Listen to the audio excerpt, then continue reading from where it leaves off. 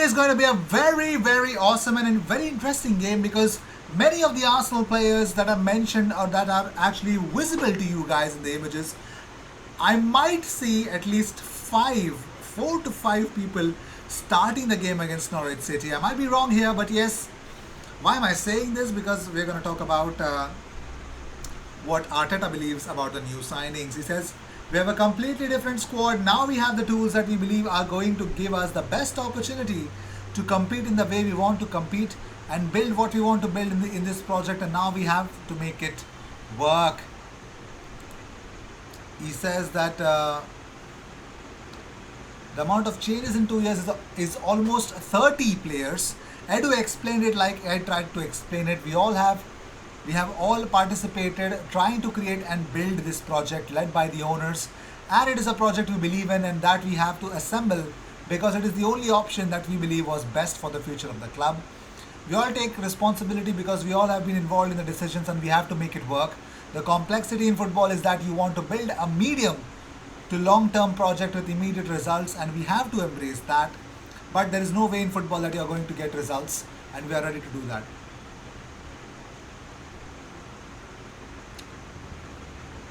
That sounded a little bit of contradicting, but okay, whatever. Whatever. Well, talking about the main man here, enjoy certain images of Takehiro Tomiyasu, ladies and gentlemen. Yes, if you want to see him in different kits, there he is, the man, the myth, the legend, Takehiro Tomiyasu. There you go. Well, certain people with their excitement has named him the Arsenal Ninja or something like that.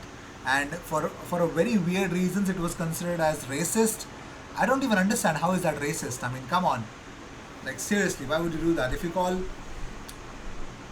that's like really calling Bukayo Saka a lion, and then you talk about being racist towards animals. Like there's no sense, right? Yeah, it's exactly there's no sense in considering that calling Tomiyasu a ninja, an Arsenal ninja, is racist. Whoever actually comes up with these kind of ideas needs to stop using internet forever.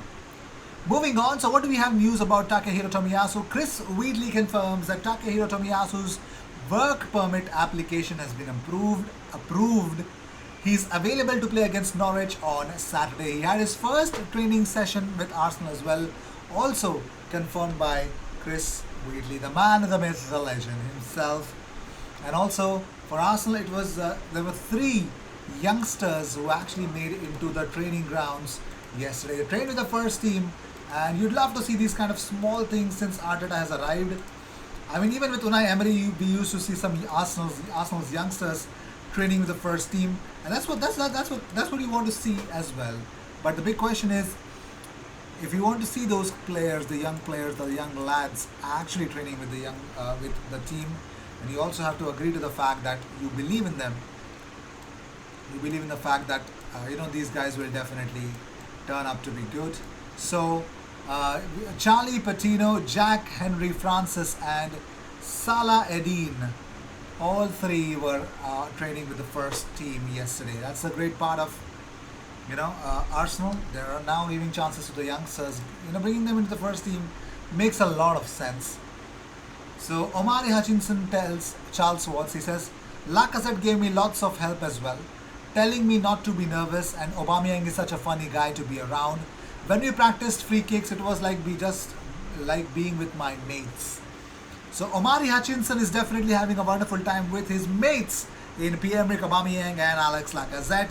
Well, the next big thing at Arsenal, well, it could be either of Charlie Patino and of course Omari Hutchinson. The kid is fire. Oh my God, you just so good, so good. Yeah, but more importantly, Viviana Miedema enters the 100 club, 110 games for Arsenal, 100 goals. Oh, the GOAT. The GOAT is the GOAT. She has been phenomenal. And moving on, Miguel Aziz, on playing for Portsmouth at Fratton Park, says, I can't wait. I saw that Ronaldo labeled Fratton Park as the best atmosphere. So if someone like him says that, then it must be true. That's the beauty of Ronaldinho. That's the beauty of Fratton Park, and I hope Miguel Aziz finds really good kind of you know um, support there and atmosphere there. But more importantly, Portsmouth boss Danny Cowley on Miguel Aziz says he trained well. England under 20s. His training went well. Had gone Thursday, Friday, Saturday, Sunday, and then he played 65 minutes on Monday. So his load was quite high. He came in today, which was good. So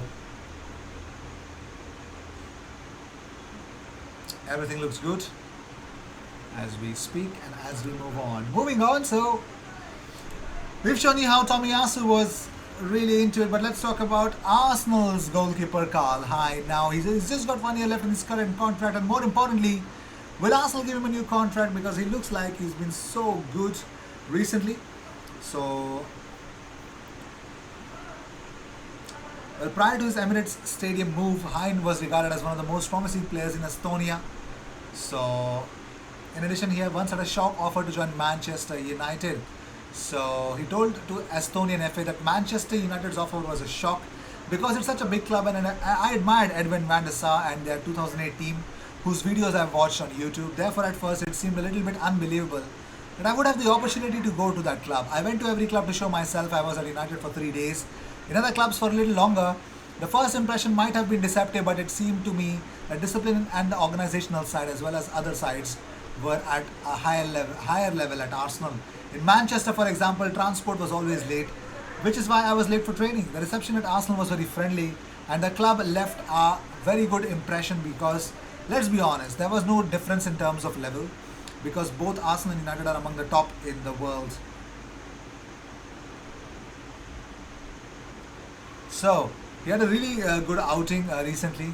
So, Karl Hein could help. If Arsenal provide him a new contract, he could actually help Arsenal prevent the spending on a goalkeeper. Let's see if that's going to be real or not. Who knows? Who knows what future holds. But more importantly, Antonio Conte's previous comments, which he spoke with Thierry Henry, are resurfaced again. That's what we do. No, with international break, no football, and more importantly, really no time to kill at the moment. It looks like reports have suggested that he isn't overly keen on taking a long-term project like it would be at the Emirates. Even so, Arsenal fans will be interested to hear more of his style of management. Speaking in an interview with Thierry Henry, he says, "I always talk about education and respect. I give this, but I demand this. Pick your team for Arsenal."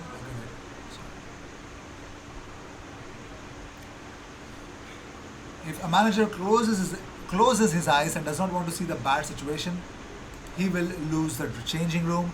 His approach on respect is strikingly similar to that of Arteta's, but Conte has a historic CV to back that up. In the meanwhile, however, Arsenal fans will just be hoping that the side get 3 important points against Norwich City. So it's pretty much clear, Antonio Conte, if he comes to Arsenal, it's a no-nonsense policy. If you want to play for Arsenal, you got to show everything what you got in the training ground. If you can't, take the door.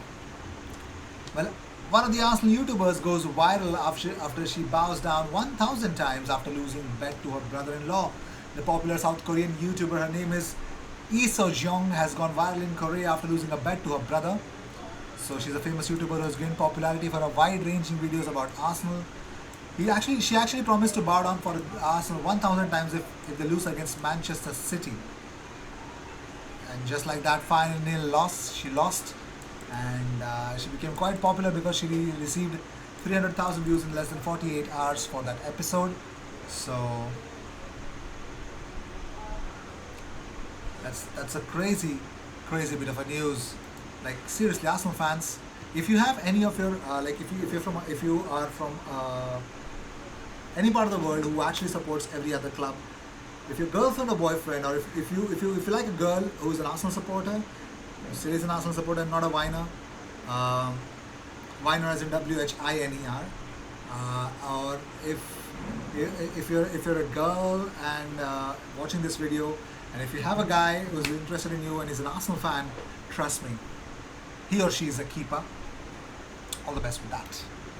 Moving on, so it looks like John Barnes believes Arsenal's experienced players should share the burden of pressure and should actually take it away from Bukayo Saka. He says, when I was a young player in the Watford team, I was playing for England while a lot of Watford players weren't. However, there was no pressure on me to be the main man at Watford. That was for the experienced players. Arsenal don't want to be putting the burden on Saka and Emil Smith Rowe purely because they're playing well, playing for England and scoring goals to carry Arsenal forward. You want these young players to play without any pressure and without any fear. I'm hoping that they don't think that just because he's playing for England and he's Arsenal's main player, that he can take the pressure on him to take Arsenal out of this situation. He's just turned 20 and he still has a lot of developing to do.